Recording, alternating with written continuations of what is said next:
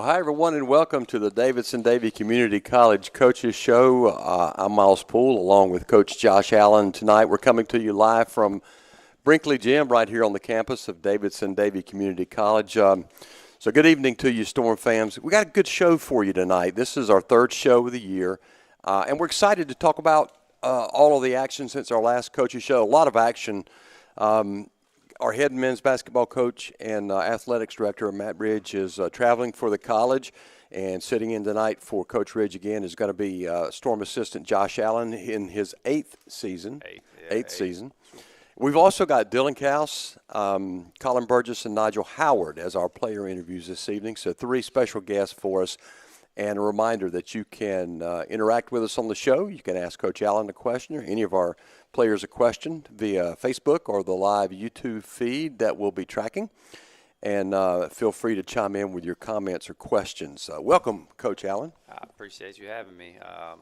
Like you said, Coach Ridge is traveling with the college, so didn't really have a choice. But I'm here, and we'll have a good show tonight. Well, before we dive deeper into Storm basketball, I do want to recognize the great season that the Davidson-Davie women's volleyball team has had. Coach Emma Carter, in her second year with the program, they finished 1-2 out in the Nationals in Cedar Rapids, Iowa. They came in as the 18th seed, but just a great season for the volleyball team. Conference tourney champions. They were district champions for the first time ever, and a 33-7 overall record. So they had quite a year. Yeah, an excellent year. First time since they've been D2 that they've went to nationals. So that's a great accomplishment for this program.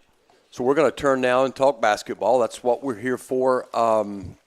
You held the season opener. We're going to go way back now to November 8th. It's been a while. Johnston Community College, and another game where you led the entire game.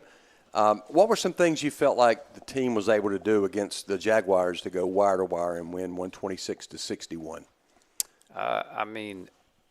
Johnston is not a good team. I'm just going to be honest with you. They're not a good team. So, we just went out and won with our talent. That's what it was. We just out-talented them. They're getting beat by 40 or 50 by about every team in our region. Yeah. So it was we stepped on the court. That's how we beat them. We showed up, we stepped on the court, and we just had more talent than them. That was really what it came down to. It wasn't X's and O's. It wasn't this. It wasn't that. It was just we out-talented them. When you've got a game like that where you've got 7 players that scored, I think in double figures, all 14 players were able to get in and get at least 5 minutes of playing time. How valuable is that, though, from a coach's perspective, to be able to get everybody in the game and kind of play around with different combinations? It helps for, to kind of keep people happy that, hey, you got in the game, you got to play. But it doesn't benefit us too much going forward on them facing situations that are actually difficult. We're blowing a team out, so, yeah, everybody's going to get in the game, but the next time you get in the game, it's not going to be that same situation. So how do you react if we put you in a game when it's a close game and we're not getting blown out or not blowing them out? So it's good to get everybody in and give them playing time.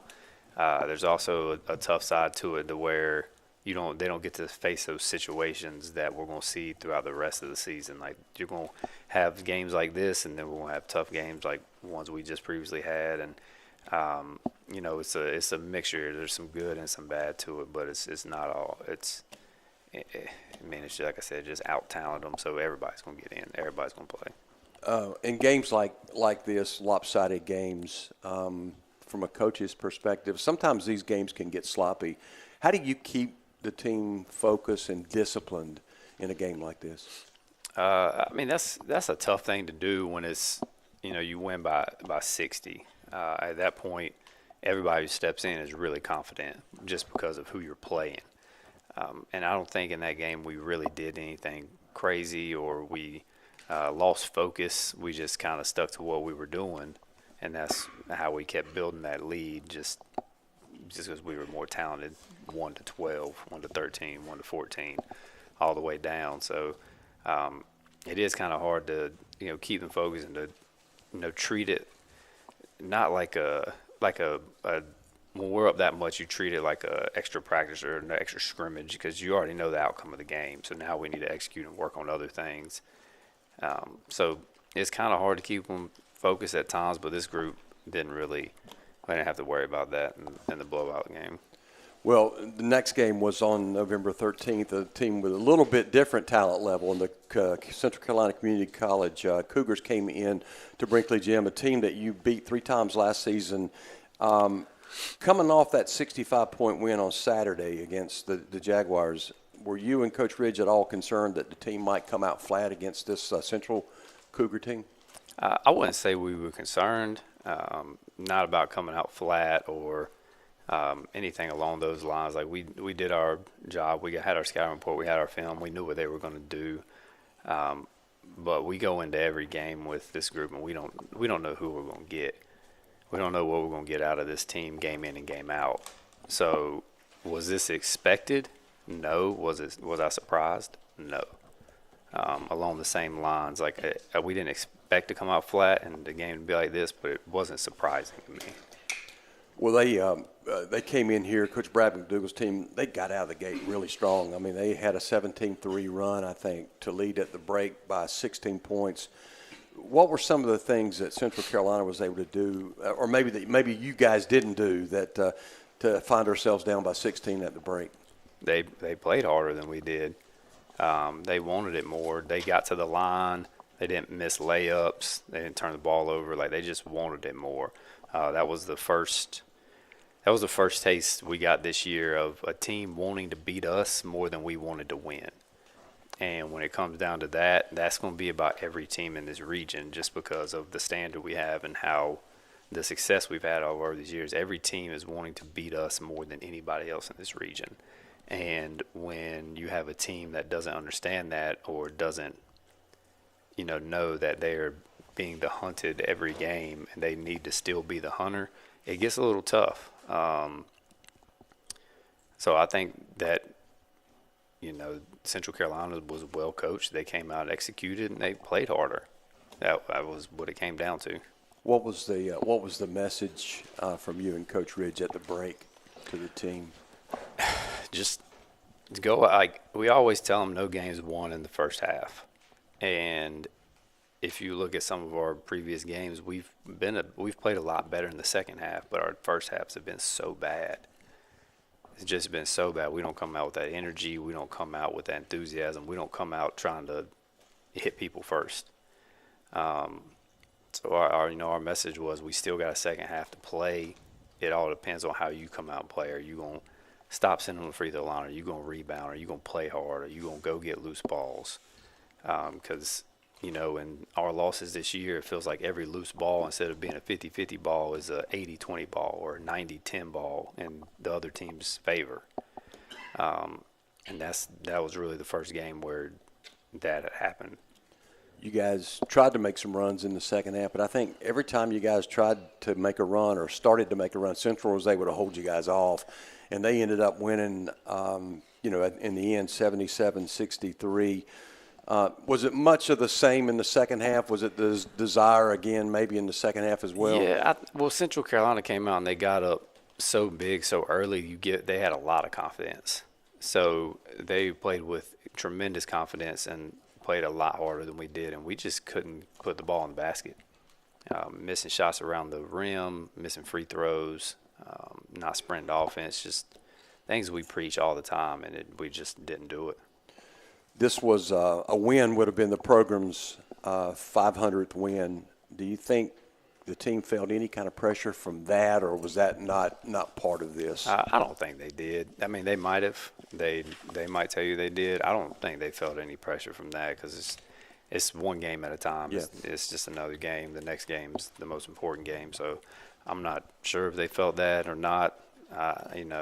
Maybe when everybody showed up and everybody sitting in the gym, they might have felt a little pressure, but I don't know for sure if they did or not. Well, after that game, you guys went on the road and played Bryan and Stratton. 500 win did happen. So it happened on the road. You guys came away with a hard-fought 95-78 win over the Bobcats. How did you feel the team responded coming off that loss at Brinkley? That's the best game we've played all year, from top to bottom, just with effort, with energy, with sharing the ball, with playing defense. That's been our best game all year, but that's 1 out of 7 games. And how we can bottle that up and use that for the rest of the year, we're still trying to figure out. I thought they responded well. It's never an easy place to go play up at Bryan Stratton, but if it really felt like they wanted that win, they wanted to beat Bryan Stratton more than Bryan Stratton wanted to beat us. Like, I don't know, it was a different feeling in that locker room and on that trip. Just trying to find that again. 66 points off the bench for you guys in that game, and Connell Lowry had a career high 34 points, 10 rebounds in the contest. I think Tavion Tangoria had 22 points as well off the bench. Talk about their play in this win. Well, we know how good both of those players are, but if you can't be consistent, you're not that good. If you can only be that good for 1 or 2 games out of 7 or 8, then you're not the player you think you are. And when they can do this, you know that they can get it done. They can replicate these performances. I'm not saying Connell's got to go get 34 every game, but if he can get 15, 18, somewhere around there and semi-replicate it, we're going to win a lot more games. And they came in with a lot of confidence that game. Connell came with a lot of confidence, Tavion came with a lot of confidence, and they played hard. And that was what the difference was. If they can put that together and string that together for another game, or we start getting consistent with it, we're going to be a dangerous team on the back half of the season. But that's if we can do that. And that goes for a lot of players on this team. If they can string together performances and just be consistent, we could be really dangerous. Well, as we mentioned, the win was the program and Coach Ridge's 500th win. You've been a large part in 8 seasons of those, in a lot of those wins as well. Talk about the significance of the 500th win to this program. I mean, that just tells you he's been here a really long time. That he is the program. Like he started the program up in 2007, and he's been the head coach every single year. So, getting his 500th win isn't surprising to me with the success he's had before I came here, and then the success we've had here. He is the program. So that 500th win, the program's 500th win, his 500th win, that's a lot of players that have played here, their 500th win. After the Bryan and Stratton win, we face another team here at home, Forsyth Tech, a new program this year, and they came in here with an 8-0 record. They had an unblemished record, actually until last night, I think. Forsyth Tech got off to a fast start in the game. They led by 8 at the break, and you guys fought back. I mean, multiple double-digit deficits in the second half, but you guys fought back. But you never led in this contest. They came away with with a win here, 81-76. Back-to-back losses on the home court here. Did the fast start by those guys surprise you guys any at all? No, it didn't, because we knew what they were going to do and who they were, and we had them scouted. They like to get out in transition. They like to leak out a little bit, and we had that scouted. We preached that to our players. We made some changes up defensively, so we knew that how they like to score. So it didn't surprise us. And like I said before, like nothing with this team surprises me. We might not expect a lot with certain things that this team does, but it doesn't surprise me. So no, that didn't surprise me that they got out to that fast start, because we knew who they were and what they were going to do. Coming into the contest, you guys were averaging, I think, your defense 22, maybe 23 forced turnovers per ball game. We were only able to turn the Trailblazers over 6 times in this game. What contributed to their ability to protect the basketball and prevent those turnovers? We didn't pressure them. We didn't play hard. We were sitting back. We weren't putting pressure on 94 feet. We weren't making life difficult on defense. We weren't denying passes. If you just give them open passing lanes and it's easy to make passes, you're not going to force too many turnovers. So we didn't play the pressure defense that we've been playing for X amount of years. It just didn't show up in that game, and we still had opportunities to win the game. So when we can put that together, we won't be in those situations. We could be up 8 or 9 with 4 minutes to go instead of down 8 or 9 trying to fight back. it's about putting it together for 40 minutes, a whole 40 minutes. I think we put together a whole 40 minutes in one game, and that was the Brian Stratton game. I don't think any other game we put together a full 40-minute game. Well, next is a game you guys had last night. And I know this was a road game, and you guys came in. You got in late last night. Catawba Valley, the Red Hawks, 3-0 in the conference. They're able to come away with a hard-fought win and an overtime victory against you guys. What were the keys to their win?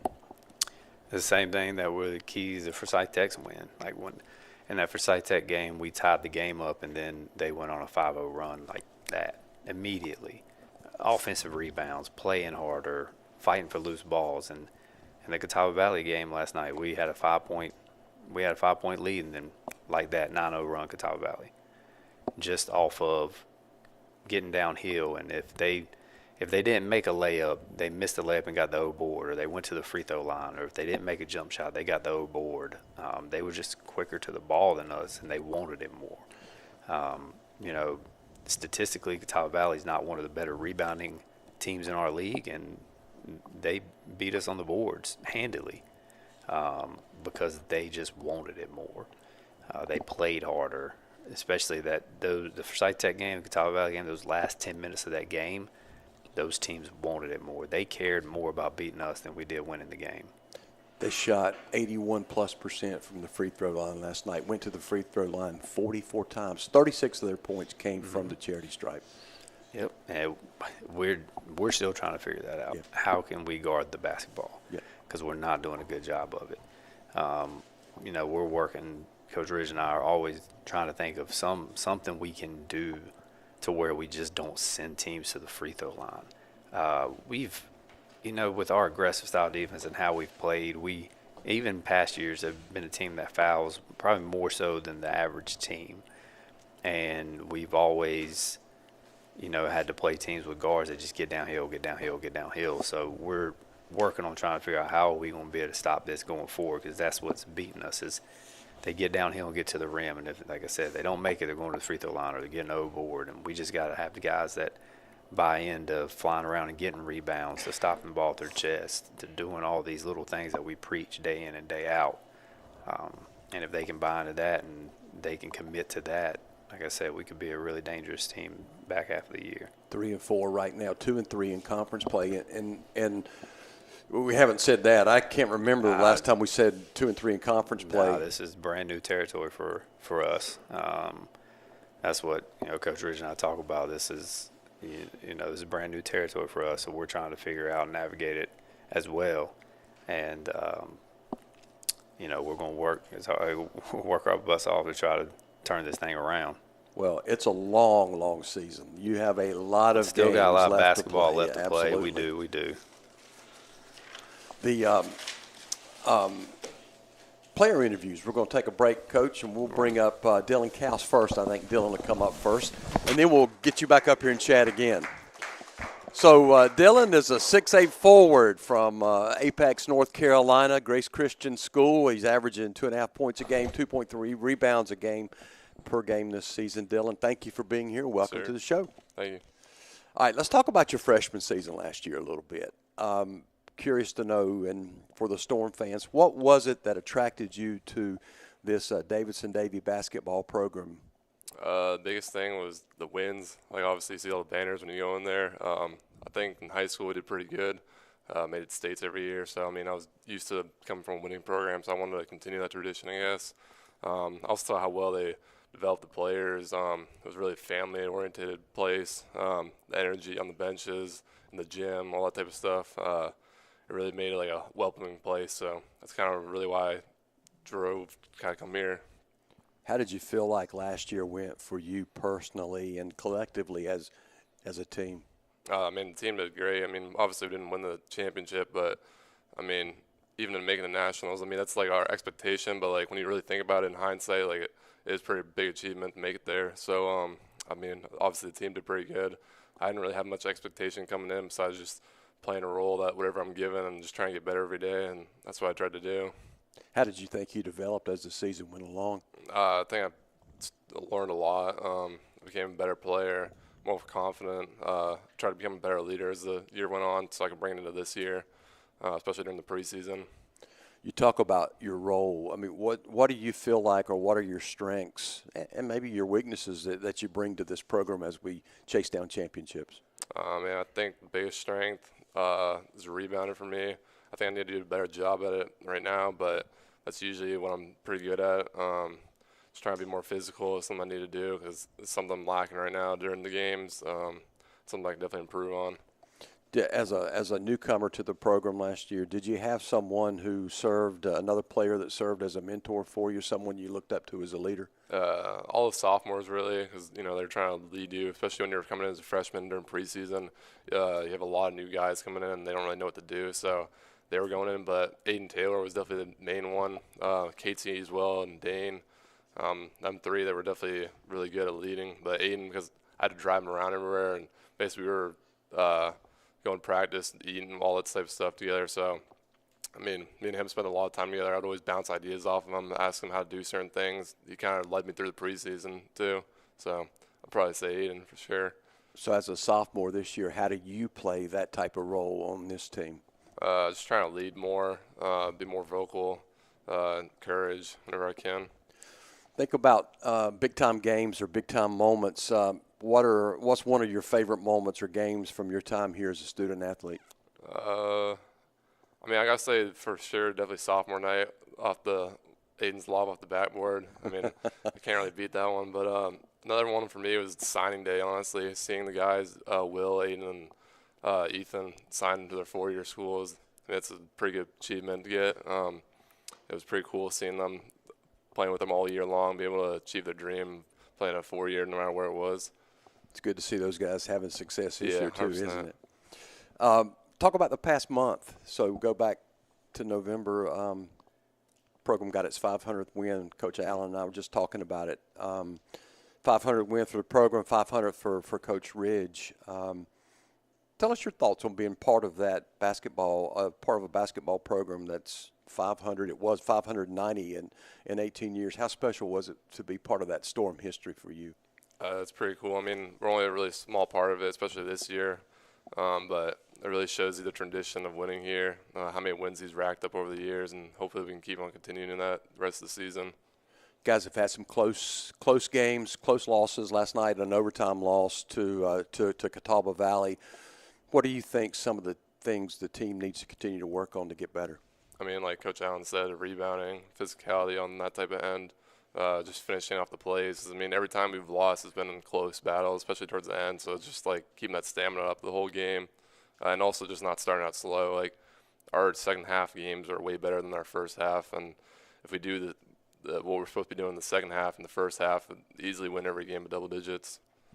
Well, for the Storm fans out there, what's a day in the life of Dylan Kaus look like as a student athlete here at the college? Every day is different, but of course you got school all day, study hall, any type of thing like that, going to practice, shots up, weight room, that type of thing. Game day is a little bit different than normal practice days, but because you could be traveling to Virginia or just staying home, so you don't really know. But, every day is a different day, but same routine type of thing. How tough are those practices? It can be challenging at times, especially the first year guy. That was definitely a lot harder than I expected it coming in, but your body starts getting used to it after a while, and it gets a little easier. I wouldn't say easy though. Well, the last question for you, Dylan. What are some of the goals you've got for yourself this season, and then what about goals for this team here? Whatever I can do to help them win. I don't really care about individual accolades. So whatever I'm doing best is whatever the team's doing best. So if I can contribute to that, that'll be the best thing I can do. And then obviously I want to turn the season around, and then hopefully win conference, and then hopefully win nationals. It's really the only goal is nationals. You guys will get it going. So good luck to you for the rest of the season, and thank you for being part of the program tonight. Dylan Kaus, nice job. Good luck the rest of the way. All right, we're going to bring up Colin Burgess now. Colin, come on up. Colin, 6'1" freshman guard out of Greensboro. Last year redshirted, but is in the Storm uniform this season. You did a program with us last year, didn't you? Yes, I did. Okay. So how does it feel, Colin, to be in Storm uniform and on the court this season? I'd probably say it feels pretty good. It feels pretty good to be out there for my first collegiate game. I know my nerves were going through the roof, but I tried to, stay calm and just play the game. But it did feel amazing being out there after redshirting last year. How tough was it to be redshirted? It was pretty tough, but I think mentally I was able to keep through it and just grind it out and know that my work right now is going to pay off next year. Well, I ask you this question. It's very similar to Dylan. How difficult is it for you as a college student athlete to put in all the work that's required as a basketball player, but still find the time that you need to make sure you're putting in your classwork as well? I think it could be pretty tough sometimes, but just knowing like when you have the time to put in the work for school, then it can get easier over time because it's really just time management and not choosing to procrastinate. Honestly, that's for me. Because like if I know I have practice at a certain time, then let's knock out work before then, or not stay up, or not trying to stay up to do it afterwards, knowing you had the time before to do it. What does a typical day look like for you here? I probably say wake up, try to eat something before I get out the house. Go to class, and then definitely hit the weight room before practice. Then obviously practice, and then I like getting shots up after practice because I'm a little worn out and tired, and I go straight back to the house. You getting 1,000 shots a day? I try to, yes. Okay. I try to. All right. Tell our listeners the path that you chose or how you chose to come here and play for Davidson-Davie. Well, it was actually between Davidson-Davie and two other schools. My high school coach had filmed out to. Shout out Coach Prince. But I came here honestly because I know they had a winning history. Came to some of the open gyms, and I felt like it was kind of more of my vibe, especially with the school, not just basketball. But I know, since it's community college, for me, I didn't choose to go to a 4-year because it was too big for me, honestly. So I kind of chose the community college route because I know I can manage the workload and manage just how small it is. Now you're from the area. What high school did you play for? I played for High Point Central. So you were a Bison. That's right. You Coach Dumas was a Yes. Bison too. No, Coach Dumas was Andrews. He was Andrews, and you were a Bison. Yes. Correct. Yep. What's a typical practice like playing for Coach Allen and Coach Ridge? It's tough. It's intense. It's intense. It's definitely physical. They try to make practice harder than the games because that definitely pays off. But it's real tough and real physical. What's the strength that you bring as a player to this team? I like this thing. I bring energy, effort. I try to be the one that talks the whole time, no matter what. Even if I'm not even in the drills, I like to just make noise and just bring the energy. What's been your favorite moment so far here? So far, honestly, I'll probably say just get my name called first game, just being out there. It felt good being on the court. It felt good just, putting the jersey on, going out for warm-ups, and not being behind the camera. Last year as a redshirt, you couldn't get on the court and help the team, but you did find ways to contribute. How? Name some of those things. I mean, what would you do? Honestly, just be the one that practice every day. Try and be the example of someone who's working to get to where they need to be. Again, be another voice. Bring the energy no matter what, even for down or even if everybody's just not feeling it. Just be the person that brings energy. Jarvis Tillman used to talk about working while you waited here. A lot of what you did last year and probably during the off season, I would imagine. What does that mean to you? To me, I'd probably say since you have the time to put in the work, then just go work. I'd probably say if you have any type of spare time or any type of way to get in some type of work, just go out and do it because you need to put in that work for upcoming season. Who did you look up to and learn from the most last year's leaders on and off the court? Last year, I'd probably say most definitely KT and Dane. I probably talked to them the most last year, just asking what to do or how I can get through stuff. I know KT was a big part since he was a redshirt too, so he was kind of talking to me about how it may be tough being a redshirt, but just know you putting in the work is going to pay off eventually. Personal goals for this season and maybe after school? Ooh, personal goals this season. Honestly, just do what I can to help the team. Do what I can, even if I'm not playing a lot. Just trying to find a role and I can be good at to put something towards the team, and obviously national championship. Keep that attitude. You'll go far in life. That's a great attitude to have. Final question for you tonight. Colin. Obviously, it's very early in the year, but what do you think in your mind this team has to do in order to climb that ladder back to the top of the conference and get ready for postseason play? Probably say play hard and just give it all you got. Don't leave nothing. Don't leave no regrets on and off the court. Just give it you all. No matter what happens, just know that you did it. All right. Good job. Good luck to you the rest of the Yes, season. sir. Colin Burgess, thank you, Colin. Appreciate you. Nice job. All right, three. We're going to do three. We're going to bring up one of our new faces this year, Nigel Howard. Nigel, welcome to the program. Nigel, 6'6" forward out of Sterling, Virginia. I think played at Fairfax Christian School, also at Barton College. Yes, sir. With a couple of former Storm players last year, Trey Fields and Najee Stroman. Nigel coming in averaging 12.7 points a game, 6.2 rebounds in his first season with the Storm. 16 of 17 from the charity stripe, I think, 94%. Not too shabby of a free throw percentage there. Yeah. Let's talk about first your time at Barton College. I'm interested sir. in hearing what was it like transitioning from high school ball at Fairfax to college ball at Barton. I'd say for sure it was a smooth, natural transition. I had a lot of resources around me in my circle to really help me with that transition. I actually started thinking about college basketball my junior year. That's when I really knew I'd be able to go to that next level. And my coaching staff at Fairfax Christian, along with my father who has, 40 years of experience in college basketball. So I had a lot of resources around me to really get me prepared for what I was going into. So it was a smooth transition. And once I got on campus and started practicing and got used to the strength, physicality, the speed, and all those things, within a month, I saw that, okay, this is something I could really do. I realized that, I got the skill, I got the frame, I got the size, I got everything I need to be a great player at this next level. So the transition was pretty smooth for me, I'd say.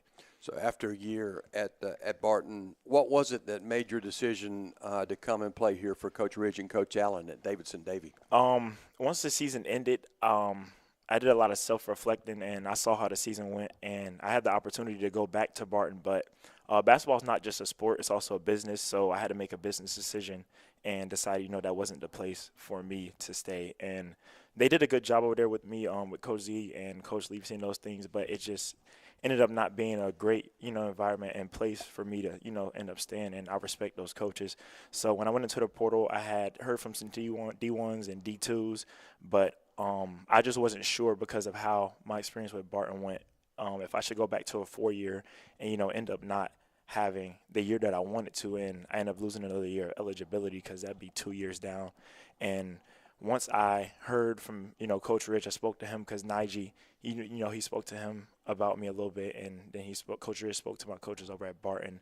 I came and played here in the open gym, and I was able to speak to Coach Ridge, and I realized, as a JUCO, there's different levels of JUCOs, and not all are structured and like this JUCO is right here. And I think that's important when it comes to college basketball, being held accountable, having a winning program, and, all those great things that go into being, a college program. And Davidson-Davie had everything I was looking for when it came to that. So it was a no-brainer for me to come to Davidson-Davie. Also, what the game is now, there's a possibility I could get this year back. And if I go to a 4-year, now I've got 3 years of eligibility.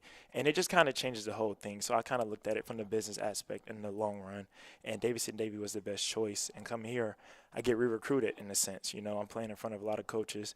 Coach Ridge is well respected by a lot of 4-year coaches. So there's a lot of eyes on us when it comes to that. And this was the best place for me to be.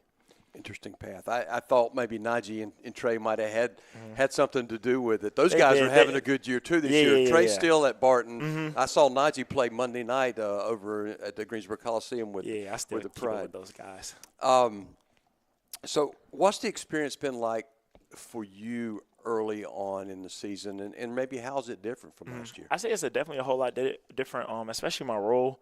Last year it was kind of like I was the only freshman amongst like 8 seniors, 5 grads, and a lot of juniors and things like that. So my role is kind of like just be ready. I don't know when my number is going to be called, but when I get in the game, I'm going to give the people something to remember my number and name. And every time I got in the game, that's what I did.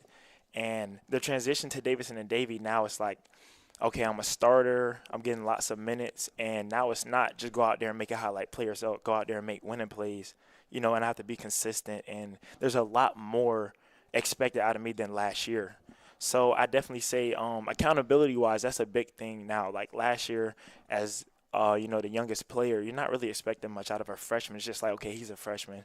He's going to go do what he does. And, that first year kind of doesn't matter. But now here, I'm one of the oldest guys on the teams now again, and there's a lot expected out of me. There's younger guys looking up to me, and there's eyes on me from 4-year coaches trying to get recruited. It's just a whole lot different than what it was last year. I said just the expectations overall, like every game is crucial because I have 1 year to do this. I don't have another year after this. So as it's like, the hourglass is flipped, the sand grains are falling. And it's like every game is very crucial for me as far as wanting to go to the next level and us to be successful going towards the end of the season.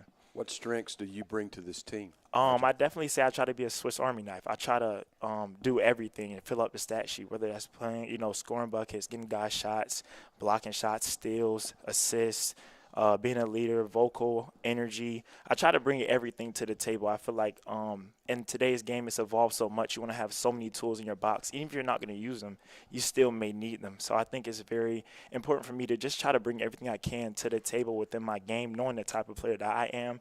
And I just think just being versatile, that's my biggest strength, just being able to go out there and just do everything I can to help the team. If there's one area, what would that area be for improvement for you? I definitely say finishing. I miss a lot of bunnies at the rack, and it's just a focus thing.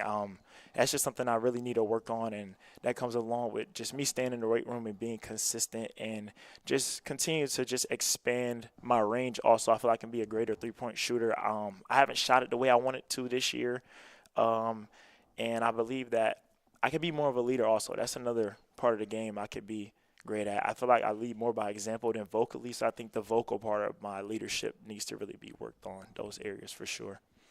What are your thoughts right now? So the team's 3-4, 2-3 in conference play. Got a little ways to go in conference play. A lot of games left. By the way, for sure.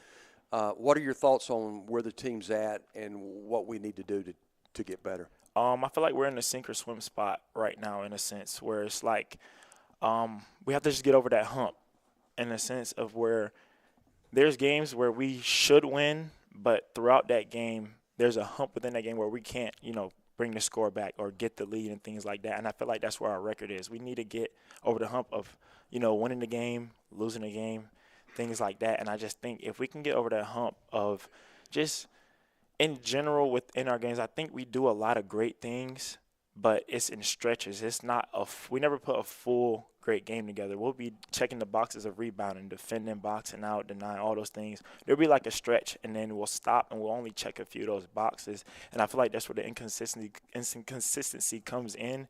That's causing us to lose those games. So I think that we do need to fix that area of things of just putting together a whole game where we're checking all those boxes and it's just consistent. We're executing the offense. We're defending. We're doing everything we need to do to be a winning team out there on the floor. So I think from here, it starts tomorrow for sure. We have these 3 games, and it's very crucial that we win these games. Unfortunately, we lost yesterday, but after these 3 games, you have a 2-week break off, and then we come back. It's almost like a back-to-back-to-back NBA schedule. We're playing games consistently. So I think the momentum of us winning these 3 games, and we all need to be unselfish and over the break, stay in the gym, stay consistent so that when we come back, we get right back to it. And those games that are right there, as soon as we get back on campus, we're doing what we need to do, and we're fresh, we're ready to go and win those games leading into the rest of the season. Well said. And again, you're a new face on this team, but you've got the college experience, so Absolutely. The leadership presence means a lot. A whole lot. So I really like what you said. Your most enjoyable experience so far in the short time you've been here? I definitely say when the ball's not bouncing. There's times where we're just sitting in the bleachers or just sitting on the bus or we're out to eat, and the guys, we really connect off the floor. I think that's a big part of it also because it's a lot different, being away from home, even though some guys are close. So it feels good to have a family and brother presence when you're around some guys that you've never met and you instantly connect right away. The unlimited laughter that we have in conversations and getting to know each other, that means a whole lot, and it makes it more of an enjoyable experience whenever we're getting on that floor together or practicing. And I say along with that, I definitely say one of my other favorite parts is the competitiveness in practice. I feel like we've picked it up as, times have went on, and that makes it more enjoyable when you're able to go to war with your brothers and off the floor you're able to laugh and hug it out. Goals for after Davidson-Davie, I think you mentioned you want to go for your program, right? Absolutely. Yeah. Definitely want to go to a Division I program for sure. And, that first year I definitely want to achieve a great role so that the year after that, I don't want to be bouncing school to school.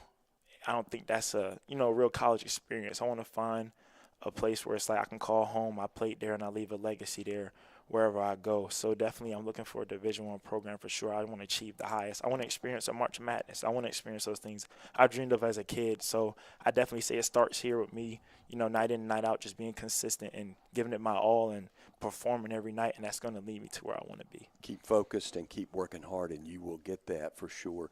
16 and 17, I mentioned from the free throw line, 94%. How much time do you put in practicing free throws? A whole lot. I feel like I'm a natural free throw shooter. I don't know. I think it's just something that's in my blood. My dad, he was a great shooter. His nickname is Ice, so it's like I have to be a great free throw shooter if my dad's name is Ice. So it definitely is something that I definitely work on, and I've recently switched my routine. I think that's made a big change just to keep a natural flow to my shot. I used to spin the ball, but I was losing it at times, and it was kind of throwing off my shot. Now it's just 3 dribbles straight into it, and it's just simple as that. Where did your dad play? He played at A&T, North Carolina A&T. Good. Yes, sir.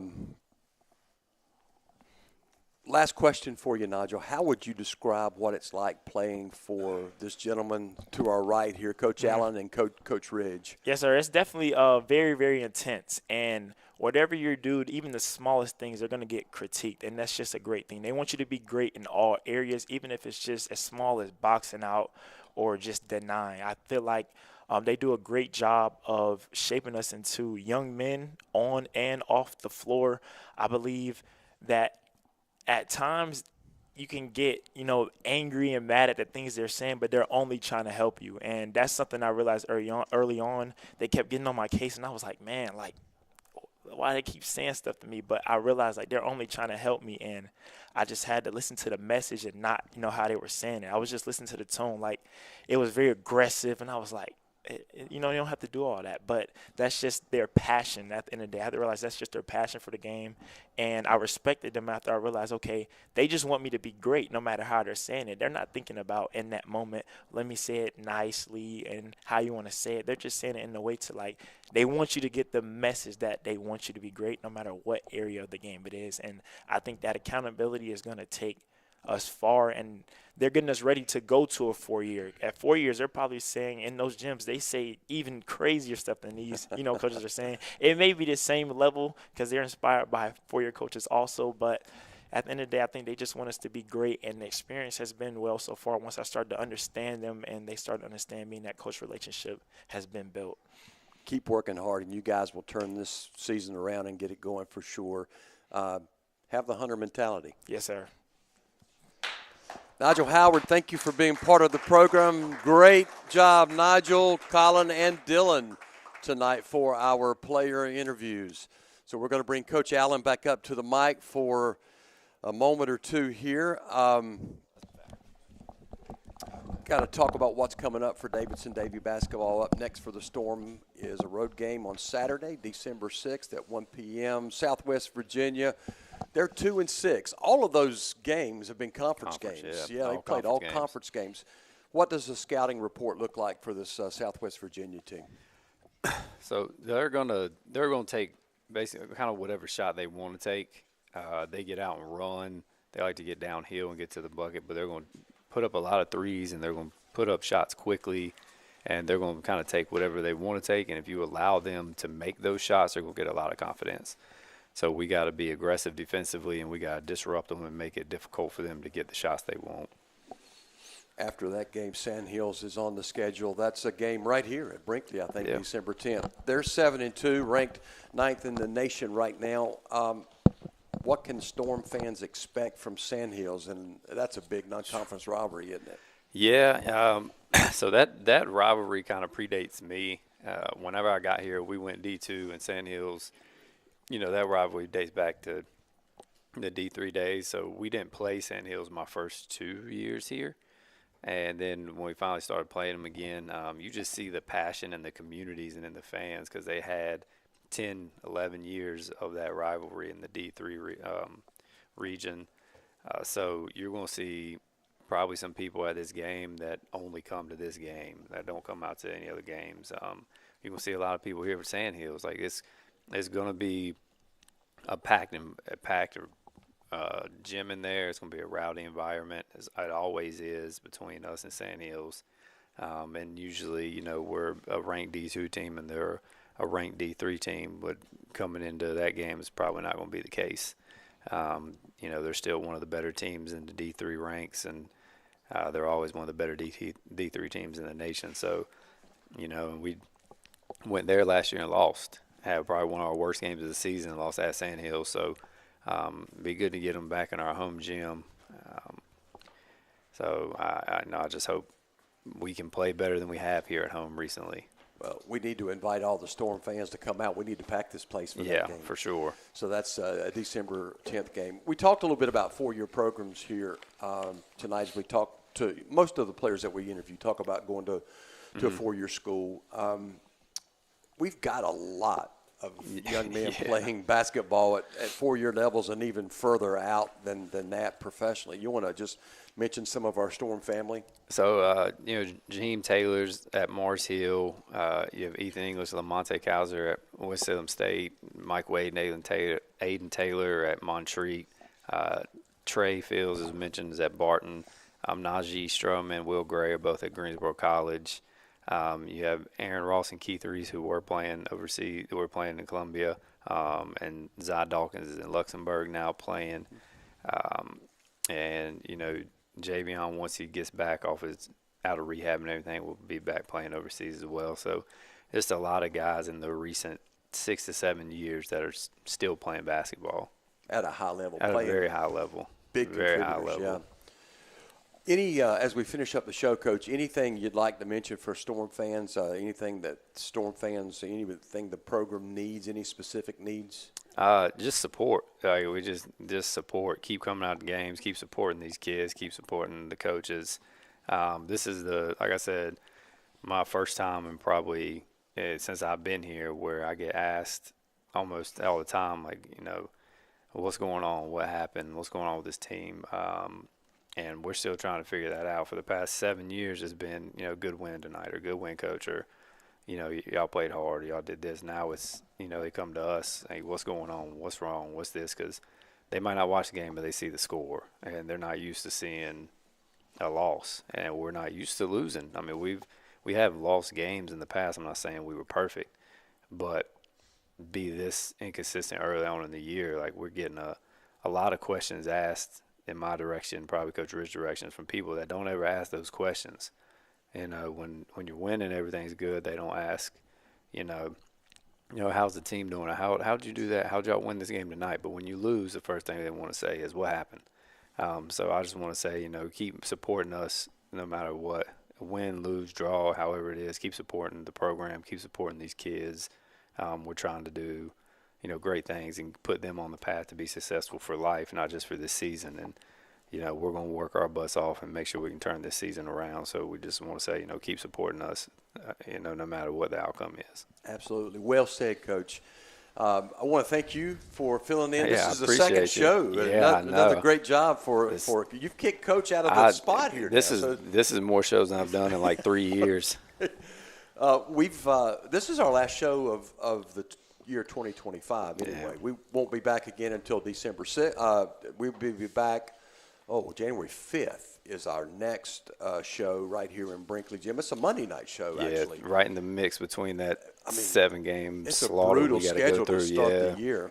But we're looking forward to that, and we'll catch up with you again then. You still got some games left in 2025 before the year's over, but we want to thank you again. Yeah, I appreciate you. Thank you. Thank you, guys, for our engineering work tonight. Thank you, Storm, for the support. Have a pleasant, safe, and happy holiday. Come on, let's go.